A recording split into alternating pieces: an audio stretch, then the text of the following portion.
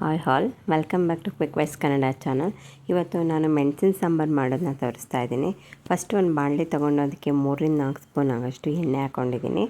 ಆ ಎಣ್ಣೆ ಕಾದ್ಮೇಲೆ ಒಂದು ಅರ್ಧ ಸ್ಪೂನಷ್ಟು ಸಾಸಿವೆನ ಹಾಕ್ಕೊಂಡಿದ್ದೀನಿ.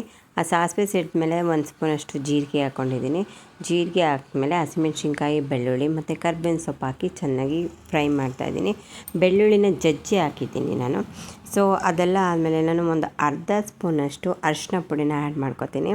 ಅರಿಶಿನ ಪುಡಿ ಏನಕ್ಕೆ ಅಂತಂದರೆ, ಈಗ ನಮಗೆ ಕಫ ಅಥವಾ ಕೆಮ್ಮು, ಗಂಟಲು ನೋವೇನಾರು ಇದ್ದರೆ ಅರಿಶಿನ ಪುಡಿದು ನೀರನ್ನು ಕೂಡ ನಾವು ಯೂಸ್ ಮಾಡ್ತೀವಿ. ಬಿಸಿ ಮಾಡಿ ಸ್ವಲ್ಪ ಬೆಚ್ಚಗಿರೋ ನೀರಲ್ಲಿ ಮುಕ್ಕಳಿಸಿ ಇದು ಮಾಡಿದ್ರೆ, ಗಾಗಲ್ಸ್ ಮಾಡಿದ್ರೆ ಬಾಯಲ್ಲಿ ಸೊ ಗಂಟ್ಲಿನ ಒಂದು ಏನಾದ್ರು ಇನ್ಫೆಕ್ಷನ್ ಇದ್ದರೆ ಸ್ವಲ್ಪ ಕಮ್ಮಿ ಆಗುತ್ತೆ. ಈಗ ನಾನು 1 ಟೊಮೆಟೊನ ಸಣ್ಣಗೆ ಹಚ್ಚಿರೋ ಟೊಮೆಟೊನ ಹಾಕ್ಕೊಂಡಿದ್ದೀನಿ. ಎಲ್ಲನೂ ಕೂಡ ಚೆನ್ನಾಗಿ ಫ್ರೈ ಮಾಡಬೇಕು. ಹಸಿಮೆಣ್ಸಿನ್ಕಾಯಿ ಏನಕ್ಕೆ ಹಾಕಿದ್ದೀನಿ ಅಂದರೆ ಸ್ವಲ್ಪ ಖಾರ ಇರಲಿ ಅಂತ ಹಾಕಿದ್ದೀನಿ ಅಷ್ಟೇ. ಯಾಕಂದರೆ ಗಂಟ್ಲು ಪೇಯ್ನ್ ಇತ್ತು, ಅದಕ್ಕೋಸ್ಕರ ನಾನು ಈ ಮೆಣಸಿನ ಸಾಂಬಾರನ್ನ ಮಾಡ್ತಾಯಿದ್ದೀನಿ. ನಿಮಗೂ ಅಷ್ಟೇ ಗಂಟ್ಲು ಇಶ್ಯೂಸ್ ಏನಾರು ಇದ್ದರೆ, ಈಗ ಕಫ ಜಾಸ್ತಿ ಇದ್ದರೆ, ಕೆಮ್ಮು ಜಾಸ್ತಿ ಇದ್ದರೆ, ಫುಲ್ಲು ಪೇಯ್ನ್ ಇದ್ದರೆ ಗಂಟ್ಲನ್ನ ಈ ರಸ ಮಾಡಿಕೊಂಡು ಒಂದು 3 ಟೈಮ್ಸ್ ಕುಡೀರಿ. ಡೈಲಿ ಒಂದು 3 ಟೈಮ್ಸ್ ಸ್ವಲ್ಪ ಕುಡೀರಿ, ಇದು ಕಮ್ಮಿ ಮಾಡುತ್ತೆ. ಸೊ ನೆಕ್ಸ್ಟು ಸ್ವಲ್ಪ ಒಂದು 1/2 ಸ್ಪೂನಷ್ಟು ಇಂಗನ್ನ ಹಾಕ್ಕೊಂಡಿದ್ದೀನಿ. ಇಂಗು ಡೈಜೆಷನ್ದು ಏನಾದರೂ ಸಮಸ್ಯೆ ಇದ್ದರೆ ಹೆಲ್ಪ್ ಆಗಲಿ ಅಂತ ಅಷ್ಟೇ. ಸೊ ಆಮೇಲೆ ನಾನು ಒಂದು ಕೈ ನಿಂಬೆಹಣ್ಣಷ್ಟು ಹುಣಸೆಹಣ್ಣ ನೆನೆಸ್ತಿದ್ದೆ.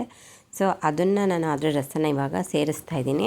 ಅದಾದಮೇಲೆ ನಾನು ಜೀರಿಗೆ ಮತ್ತು ಮೆಣಸು ಎರಡನ್ನೂ ಕೂಡ ಸ್ವಲ್ಪ ಬೆಚ್ಚಗಾಗಷ್ಟು ಫ್ರೈ ಮಾಡಿ ಪುಡಿ ಮಾಡಿ ಅದನ್ನು ಇಲ್ಲಿಗೆ ಆ್ಯಡ್ ಮಾಡ್ತಾಯಿದ್ದೀನಿ. ಅದನ್ನು ಇನ್ಸ್ಟೆಂಟಾಗಿ ಮಾಡಿದ್ರೆ ಸ್ವಲ್ಪ ಅದ್ರದ್ದು ಸ್ಮೆಲ್ ಆಗಿರ್ಬೋದು, ಟೇಸ್ಟ್ ಕೂಡ ಚೆನ್ನಾಗಿರುತ್ತೆ. ಸೊ ಅದೆಲ್ಲ ಹಾಕಿ ಚೆನ್ನಾಗಿ ಫ್ರೈ ಮಾಡಿ ನಾನು ಒಂದು 2 ಗ್ಲಾಸಷ್ಟು, ನಮಗೆ ಎಷ್ಟು ಬೇಕೋ ಅಗತ್ಯ ಇರುತ್ತೆ ಅಷ್ಟು ನೀರನ್ನ ಆ್ಯಡ್ ಮಾಡಿ ಅದು ಚೆನ್ನಾಗಿ ಕುದಿಯೋಕ್ಕೆ ಬಿಡ್ತೀನಿ.